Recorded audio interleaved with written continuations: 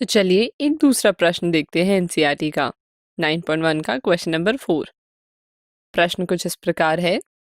भूमि से एक बिंदु से जो मीनार के पाद बिंदु से 30 मीटर की दूरी पर है, मीनार के शिखर का उन्नयन कोण 30 डिग्री है, तो मीनार की ऊंचाई ज्ञात कीजिए।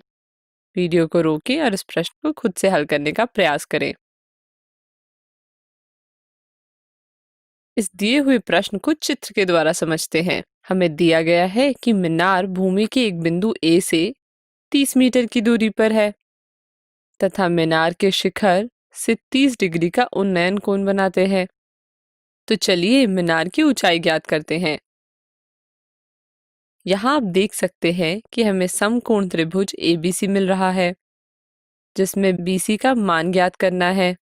त्रिकोणमितीय अनुपातों का प्रयोग करके हम हल करने पर हमें बीसी बराबर 30/√3 मिला। हम √3 का परिमेयकरण करेंगे, जिसे करने पर हमें 10√3 मिलेगा। अतः मीनार की ऊंचाई 10√3 मीटर होगी। अब इसे अपनी कॉपी में लिख लें। चलिए अब दूसरा प्रश्न देखते हैं। एक मीनार के पाद बिंदु से एक भवन के शिखर का उन्नयन कोण 30 डिग्री है और भवन के पाद बिंदु से मीनार के शिखर का उन्नयन कोण 60 डिग्री है।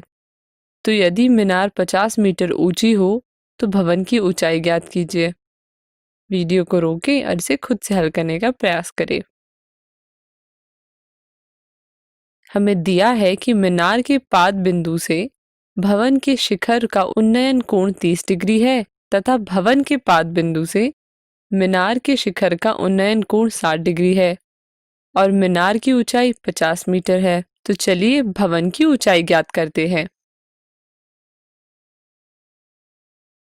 यहाँ हमें दो समकोण त्रिभुज एबीसी और बीसीडी मिला। माना सीडी टावर का हाइट है और एबी बिल्डिंग का हाइट है, तो समकोण त्रिभुज बीसीडी में त्रिकोणमिति अनुपात का यूज करके हमें हल करने पर मिलेगा बीसी बराबर 50/√3। चूंकि हम जानते हैं बीसी समकोण त्रिभुज एबीसी का आधार है, इसलिए समकोण त्रिभुज एबीसी में त्रिकोणमिति अनुपातों का यूज करके और हल करने पर हमें AB बराबर 50/3 मिला। चूंकि हम जानते हैं कि AB बिल्डिंग की ऊंचाई है, इसलिए बिल्डिंग की ऊंचाई 50/3 मीटर होगा। कृपया इसे अपनी कॉपी में नोट कर लीजिए।